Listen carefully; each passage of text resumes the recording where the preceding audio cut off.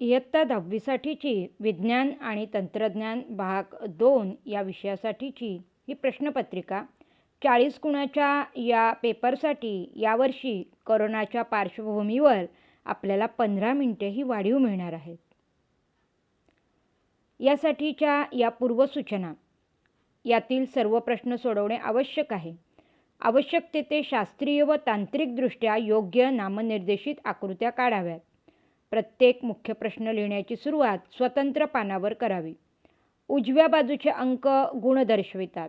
प्रत्येक बहुपर्यायी प्रश्नासाठी म्हणजेच प्रश्न क्रमांक पहिला त्यातील गुणदान हे प्रथम प्रयत्नासच केले जाईल. याचा अर्थ तुमचे उत्तर जर चुकले आणि त्यानंतर तुम्ही जर ते दुरुस्त करत असाल तर ते गुण तुम्हाला प्राप्त होणार नाहीत. प्रत्येक बहुपर्यायी प्रश्नासाठी अचूक उत्तराचा केवळ पर्याय क्रमांक लिहावा. उदाहरणार्थ पहिला दुसरा ब या पद्धतीने फक्त क्रमांक आणि त्याचा पर्याय एवढंच अपेक्षित असणार आहे. यातील प्रश्न पहिला दिलेल्या पर्यायांपैकी योग्य पर्यायाचे वर्णाक्षर लिहा. याला 5 गुण असणार आहेत. यातील हा पहिला प्रश्न, जनुकातील न्यूक्लिओटाइडने अचानक आपली जागा बदलण्याच्या क्रियेला काय म्हणतात? भाषांतरण, स्थानांतरण, उत्परिवर्तन, प्रतिलेखन. याचे उत्तर असणार आहे क म्हणजेच उत्परिवर्तन. टिंबटिंब हे मानवी शरीरातील अवशेषांग नाही. आंत्रपुच्छ, माकडहाड, सुळे, अक्कलदाढा. उत्तर आहे क सुळे. आसामच्या मानस अभयारण्यातील टिंबटिंब या प्राण्याला धोका उत्पन्न झाला आहे. एकशिंगी गेंडा, कस्तुरी मृग, सिंह, शेकरू. उत्तर पर्याय क्रमांक एकशिंगी गेंडा. पुढीलपैकी टिंबटिंब हा पर्यावरण स्नेही ऊर्जा स्रोत आहे. पर्याय कोळसा, जलविद्युत, खनिज तेल, अणुइंधन. याचे उत्तर आहे पर्याय क्रमांक ब जलविद्युत. प्रश्न पहिला मधील हा शेवटचा 5वा प्रश्न, रासायनिकदृष्ट्या विनेगार म्हणजे टिंबटिंब आम्ल होय. Citric, gluconic, glutamic, acetic. उत्तर आहे रासायनिकदृष्ट्या विनेगार म्हणजे ॲसेटिक आम्ल होय. प्रश्न पहिल्यातील ब पुढील प्रश्नांची उत्तरे लिहा. याला सुद्धा 5 गुण असणार आहेत. त्याला कोणताही पर्याय असणार नाही. यातील पहिला प्रश्न, ॲनेलिडा व संधिपाद प्राणी यांना जोडणारा दुवा कोणत्या प्राण्याला म्हटले जाते? उत्तर पेरिपॅटस. शेजारी दिलेल्या चित्राचं निरीक्षण करायचे. प्रश्न विचारलेला आहे, खालील चित्रातील अयोग्य कृती कोणती ते लिहा. याचे उत्तर आहे अपघातग्रस्ताला मदत करण्याऐवजी सारेजण अपघाताचे चित्रीकरण करण्यात दंग आहेत. यातील तिसरा प्रश्न, मला चूषक आहेत, मी रक्त पिणारी बाह्य परजीवी आहे, माझे शरीर खंडीभूत आहे, मी कोण? याचे उत्तर जळू. एका शब्दात उत्तर लिहा. देवाच्या नावाने राखलेले व पवित्र समजले जाणारे वन. उत्तर देवराई. प्रश्न पहिला ब मधील हा 5वा आणि शेवटचा प्रश्न, आकृतीत दाखवलेल्या अलैंगिक प्रजननाचा प्रकार लिहा. दिलेल्या आकृतीत कलिकायन ही ईस्टमधील अलैंगिक प्रजनन पद्धती दाखवलेली आहे. प्रश्न दुसरा आहे, शास्त्रीय कारणे लिहा. यासाठी 3 शास्त्रीय कारणं दिली असतील आणि त्यापैकी कोणतेही 2 आपल्याला लिहायची आहेत. प्रत्येकी 2 याप्रमाणे या प्रश्नाला एकूण गुण असणार आहे 4. यातील पहिला प्रश्न, तंतुमय पदार्थ हे एक महत्त्वाचे पोषक तत्व आहे.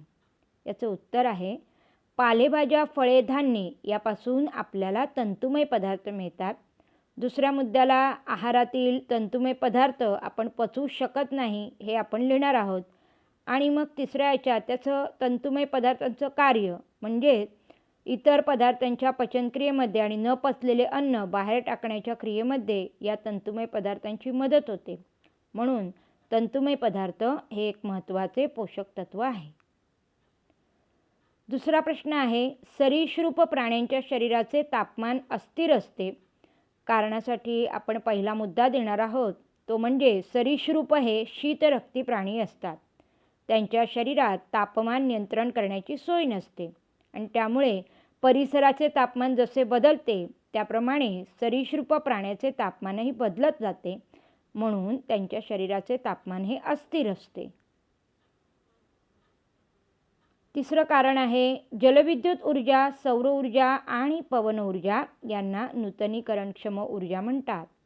पहिला मुद्दा याचा, जलविद्युत ऊर्जा, सौर ऊर्जा आणि पवन ऊर्जा या अनुक्रमे वाहते पाणी, सूर्यप्रकाश आणि वारा यांच्या मदतीने तयार केल्या जातात.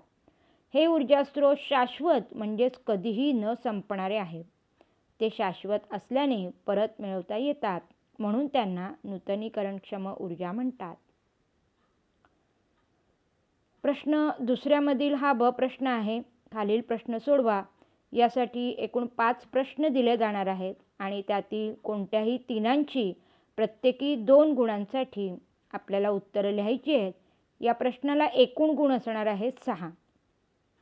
यातील हा पहिला प्रश्न, आकृतीत दाखवलेल्या प्राण्याचा संघ ओळखून त्या संघाची कोणतीही 2 वैशिष्ट्ये लिहा. आकृतीत दाखवलेला प्राणी म्हणजे सायकॉन स्पंज आहे आणि त्याचा संघ आहे रंध्रीय. याची वैशिष्ट्ये आहेत, हे सर्वात साध्या प्रकारची शरीररचना असलेले प्राणी असून त्यांना स्पंज म्हणतात. त्यांच्या शरीरावर ऑस्टिया आणि ऑस्क्युला नावाची असंख्य छिद्रे असतात. वैशिष्ट्यपूर्ण अशा कॉलर पेशींच्या मदतीने हे प्राणी शरीरामध्ये पाण्याला प्रवाहित करतात. यातील दुसरा प्रश्न आहे, तो म्हणजे आपल्याला शेजारी जी आकृती दिलेली आहे त्यावर आधारित प्रश्नांची उत्तरं लिहायची आहेत. यातील पहिला प्रश्न आहे, पुढील घनकचरा व्यवस्थापनाच्या पद्धतीचे नाव सांगा. उत्तर आहे, आधुनिक भूमिभरण स्थळ. या पद्धतीमध्ये कोणत्या प्रकारचा कचरा वापरला जातो? या पद्धतीत शहरातील गोळा होणारा विघटनशील कचरा गोळा केला जातो. उपयोगाच्या अनुषंगाने पुढील संकल्पना चित्र पूर्ण करा. तुम्हाला लक्षात आलंच असेल की झॅन्थन डिंक याचे उपयोग आपल्याला या संकल्पना चित्रात दाखवायचे आहेत, ज्यामध्ये वस्त्रांचे रंग, चॉकलेट, उच्च प्रतीचा कागद, टूथपेस्ट, निर्धोक पाणी आणि खत हे त्याचे उपयोग आहेत. यातील कोणतेही 2 आपल्याला दिले जातील आणि 4ांची उत्तरं, 4ांचे रकाने आपल्याला भरायचे असतील. प्रत्येकाला अर्धा गुण, याप्रमाणे 2 गुणाचा हा प्रश्न. आकृतीतील चिन्हे काय दर्शवतात ते लिहा.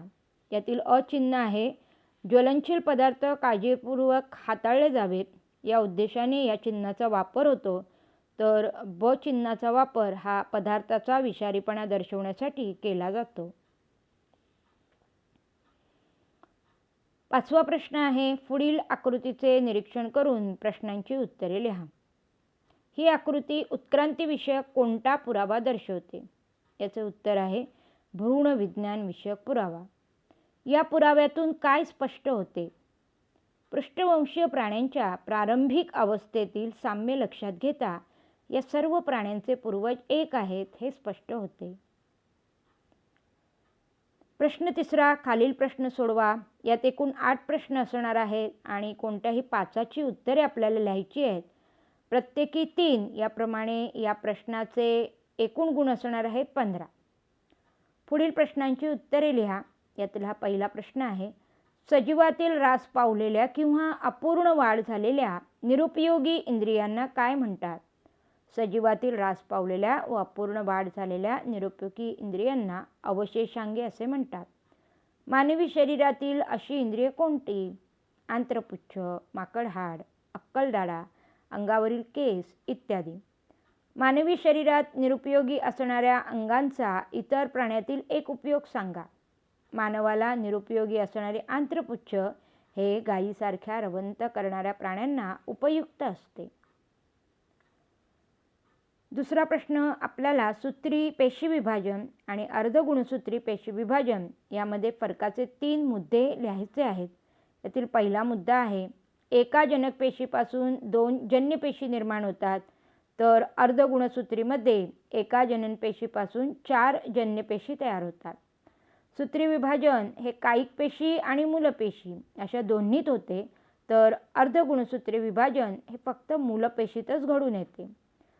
वाढ आणि विकास यासाठी सूत्री विभाजनाची आवश्यकता असते, तर युग्मके तयार करण्यासाठी अर्धगुणसूत्री विभाजनाची आवश्यकता असते. तिसऱ्या प्रश्नात आपल्याला अ, ब, क अशा क्रमाने 3 चिन्हसंख्येत दिले आहेत आणि ते चिन्हसंख्येत काय सांगतात त्यावर आपली भूमिका आपल्याला स्पष्ट करायची आहे. पहिले अ चिन्ह आहे कपात, पुनर्वापर व पुनर्चक्रीकरण. नैसर्गिक साधनसंपत्तीचा जपून वापर व्हावा हे या चिन्हातून समजते, म्हणजेच ही आपली भूमिका असणार आहे. ब चिन्ह हे पाणी वाचवा हा संदेश देते. पाण्याचा काटकसरीने वापर करण्याची भूमिका त्यासाठी आपली असणे गरजेचे आहे.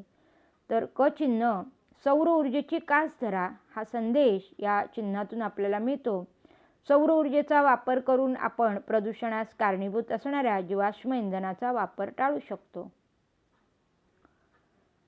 शेजारी दिलेल्या आकृतीमध्ये ए, बी, सी हे अवयव कोणते आहेत आणि त्याचे कार्य कोणतं हे आपल्याला इथे लिहायचं आहे. ए हा भाग आहे तो म्हणजे अंडाशय, अंडपेशीची निर्मिती, त्याचप्रमाणे एस्ट्रोजेन आणि प्रोजेस्टेरॉन यासारखी स्त्री संप्रेरके यांची निर्मिती या भागाकडून होते. बी भाग आहे गर्भाशय, गर्भाची वाढ आणि विकास, त्याचप्रमाणे प्रसूतीस मदत करणे. तर समागमाचा, प्रसूतीचा आणि मासिक रक्तस्रावाचा मार्ग असणारा सी हा भाग म्हणजेच योनी मार्ग. पुढील आकृतीचे निरीक्षण करून उत्तरे लिहा. वरील प्रक्रियेत कोणती ऊर्जा निर्मिती होते? उत्तर आहे नैसर्गिक वायूवर आधारित विद्युत ऊर्जा निर्मिती. ही ऊर्जा निर्मिती केंद्र कोणत्या स्रोतावर आधारित आहे? उत्तर आहे नैसर्गिक वायू या स्रोतावर आधारित. कोळसा आणि नैसर्गिक वायू यापैकी कोणते इंधन पर्यावरण स्नेही आहे व का? नैसर्गिक वायूमध्ये सल्फर नसल्याने आणि त्याच्या ज्वलनातून सल्फर डायऑक्साईड वायू निर्माण न झाल्याने जास्त प्रदूषण होत नाही, म्हणून हे इंधन अधिक पर्यावरण स्नेही आहे. 6व्या प्रश्नामध्ये आपल्याला शेजारी विंचू आणि झुरळ हे 2 प्राणी दिले आहेत आणि प्रश्न विचारलेला आहे की आकृतीमधील प्राणी कोणत्या संघातील आहेत? उत्तर संधिपात प्राणी संघ. त्यांच्या त्वचेवरील आवरण कोणत्या पदार्थाचे बनलेले असते? कायटिनयुक्त पदार्थांचे. त्यांच्या प्रचलनाचे अवयव कोणते? छोट्या छोट्या तुकड्यांनी जोडून तयार झालेली उपांगे.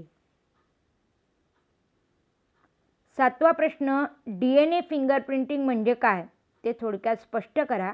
या तंत्राचा वापर कोणकोणत्या ठिकाणी होतो? 2 उदाहरणे द्या. प्रत्येक व्यक्तीच्या हाताचे ठसे निरनिराळे आणि ठराविकच असतात. त्याचप्रमाणे प्रत्येकाच्या DNA रेणूतील न्यूक्लिओटाईडची क्रमवार रचना ठराविकच असते. या DNAतील न्यूक्लिओटाईड रचनेवर अवलंबून त्या त्या व्यक्तीची नेमकी ओळख पटवता येते. या तंत्राला DNA फिंगरप्रिंटिंग असे म्हणतात. याचा उपयोग गुन्हेगाराची ओळख पटवण्यासाठी गुन्हे निदानशास्त्रामध्ये, त्याचप्रमाणे बालकाच्या अचूक पालकांची ओळख पटवण्यासाठी आई वडील व बालक या तिघांच्याही DNAच्या नमुन्याची तपासणी करण्यात येते. प्रश्न 3ऱ्यातला हा 8वा आणि शेवटचा प्रश्न आहे. आपत्तीचा प्रकार ओळखून परिणाम स्पष्ट करा. इथे महापूर आणि युद्ध या 2 आपत्ती दिलेल्या आहेत. याचा प्रकार जर आपण लिहिला तर त्यास अर्धा गुण आणि परिणामाला 1 गुण, याप्रमाणे एकूण 3 गुणांचा हा प्रश्न आहे. महापुराचा प्रकार होतो ती नैसर्गिक किंवा हवामानशास्त्रीय आपत्ती आहे. परिणाम आहे नदी नाल्याचे पाणी वाढल्याने येणाऱ्या नजीकच्या वस्तीत पाणी शिरते, सखल भागात पाणी साचते आणि संपूर्ण प्रदेश जलमय होतो. तर युद्ध हा आपत्तीचा मानवनिर्मित किंवा हेतू पुरस्पर प्रकार आहे. परिणाम आहे त्याचा देशाच्या सीमाप्रांतात गंभीर वातावरण निर्माण होतं. संपूर्ण देशातच असुरक्षिततेची भावना निर्माण होते. सर्व प्रकारचं अतोनात नुकसान होतं. अनेक जण मृत्युमुखी पडतात. महागाईमध्ये वाढ होते अन्नधान्याचा तुटवडा निर्माण होतो. शेवटचा प्रश्न आपला प्रश्न 4 आहे, ज्यामध्ये आपल्याला 2 प्रश्न दिले जाणार आहेत आणि कोणत्याही एका प्रश्नाचं उत्तर आपल्याला लिहायचं आहे. प्रत्येकी 5 गुण याला असणार आहेत. त्यातील हा पहिला प्रश्न, पुढील आकृतीचे निरीक्षण करून विचारलेल्या प्रश्नांची उत्तरे लिहा. वरील आकृती काय दर्शवते? उत्तर आहे याचं, मानवी स्त्रीमधील आर्तव चक्र किंवा ऋतुचक्र किंवा मासिक पाळी. यापैकी कोणताही एक उत्तराचा पर्याय तुम्ही लिहू शकता. मानवी शरीरातील कोणकोणत्या अवयवांचा सहभाग या प्रक्रियेत असतो? तर मानवी स्त्री शरीरातील अंडाशय आणि गर्भाशय यांचा सहभाग या प्रक्रियेत आढळून येतो. या प्रक्रियेत कोणकोणती संप्रेरके भाग घेत असतात? पीयूषिका ग्रंथीतून स्रवणारी पुटिका ग्रंथी संप्रेरक, पीतपिंडकारी संप्रेरक, अंडाशयातून स्रवणारी एस्ट्रोजेन व प्रोजेस्टेरॉन ही संप्रेरके. हे बदल पुन्हा पुन्हा किती दिवसांनी घडत असतात? तर 28 ते 30 दिवसांनी हे बदल प्रत्येक महिन्याला घडून येतात. वरील प्रक्रिया सुरू असताना स्त्रीचे शरीर अशुद्ध असते. तिने इतरांपासून दूर राहावे या विधानाबाबत तुझे मत काय आहे? तुझ्या मताचे स्पष्टीकरण दे. मासिक पाळी ही नैसर्गिक आणि संप्रेरकामुळे नियंत्रित अशी प्रक्रिया आहे. या काळात गर्भाशयाचा आतील स्तर निघून जातो आणि पुन्हा दुरुस्त होतो. त्यामुळे स्त्रीचे शरीर अशुद्ध असून तिने इतरांपासून दूर राहावे अशा अंधश्रद्धा न बाळगता स्त्रीच्या आरोग्याची आणि स्वच्छतेची काळजी घ्यावी. या कालावधीत तिला होणाऱ्या वेदना लक्षात घेता तिला पुरेसा आराम आणि योग्य पोषण मिळेल याकडे लक्ष द्यावे. प्रश्न 4 हा दुसरा प्रश्न, पुढील आकृतीचे निरीक्षण करा व विचारलेल्या प्रश्नांची उत्तरे लिहा. एका गुणासाठी हा प्रश्न आहे पहा. पाठ्यपुस्तकात दिलेले हे चित्र काय दर्शवते? तर याचे उत्तर असणार आहे मानसिक ताणतणाव. या समस्येची कोणतीही 2 कारणे स्पष्ट करा. प्रत्येकी 1 गुणासाठी अशा पद्धतीने आपण 2 कारणे देतोय. स्वतःच्या नोकरी व्यवसायात गुंतलेले आईवडील, विभक्त कुटुंब पद्धती अशा कारणांनी काही मुले एकाकी होऊन मानसिक ताणतणावाचा सामना करतात. समाजातील वाढती अर्थव्यवस्था, गुन्हेगारी व हिंसा यामुळे ताणतणाव सहन करावे लागत आहेत. समस्येच्या निराकरणासाठी आपल्याला 2 उपाय सुचवायचे आहेत. प्रत्येक उपायाला 1 गुण असे 2 गुण आपल्याला इथे मिळणार आहेत. पहिला उपाय आपण सुचवतोय तो म्हणजे सुसंवाद. मित्रमैत्रिणी, समवयस्क, भाऊ बहिणी, शिक्षक व पालक या सर्वांशी सुसंवाद साधणे म्हणजेच आपले मन मोकळे करणे. याने ताणतणाव कमी होतो. आणि दुसरा पर्याय आहे छंद जोपासणे. दर्जेदार पुस्तकांचे वाचन, पाककला, शिल्पकला, चित्रकला, नृत्य इत्यादी छंद मनाला लावून घेतले तर ताण येत नाही आणि रिकामा वेळ देखील सत्कारणी लागतो. अशा रीतीने आपण इथे आपली ही प्रश्नपत्रिका उत्तरासहित नमुना दाखल पाहिलेली आहे. तुम्हाला जर हा व्हिडिओ आवडला असेल तर नक्कीच लाईक करा, शेअर करा, सबस्क्राईब करा, कमेंट करा. And thanks for watching.